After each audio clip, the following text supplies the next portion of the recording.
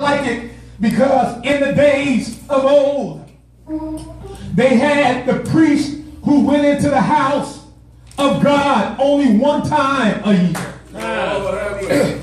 And they tied a rope around the priest's waist. Because if the priest went in there and he encountered God, that was where he would fall out. And no one else was permitted to go in the house. So they would have to drag the priest out.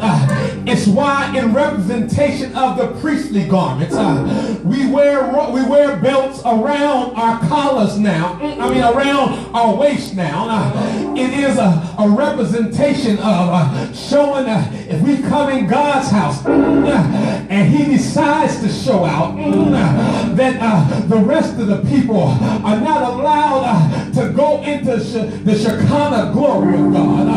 They have to call for him and they will have to pull him out. I like David said, he says, I seek to be in the house of God. He said, I'm not trying to church ditch, but it's a privilege to go into God's house. If you ever been to other parts of the world, you would know what we take for granted is a privilege to be able to go into the house of God. And let me ask you, if you don't know, it's a privilege to be able to be in God's house, because in God's house it's supposed to be where somebody's spirit on this side catch fire and it catch on to somebody's spirit on this side, and somebody in the back row get hit with the Holy Spirit and it catches on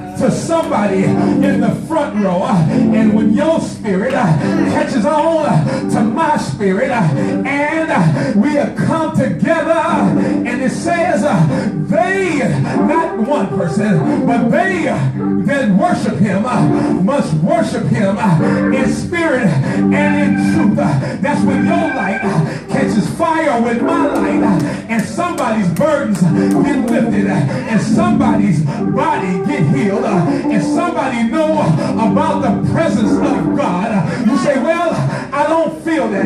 That's because you didn't bring nothing. But when you bring something, you'll know that God is in his holy place. And when he's in his holy place, let the whole world hush and be still, because God is moving. Now, I don't know about you. You may not see the construction crew, but God is breaking down strongholds in your life right now. Somebody will go home and hear about something that happened great in their life right now. How many of you have been to the mailbox and didn't expect it, but boom, you got a check in the mail because God is working out things that you don't know about. You woke up on Monday morning and then called back for a second interview because God is working on things in your life. If you didn't have God to move in your life, let me see you wave your hands, because your faith in God, he's caused some great things. So let me tell you, the Lord should be your light. He should be your gospel. He should be your light and your salvation. Don't stop living in fear. Stop living in doubt, and know that God will turn things around for you. If you know he will, let me hear you say yes. If you know that God will work it out for you, say yes.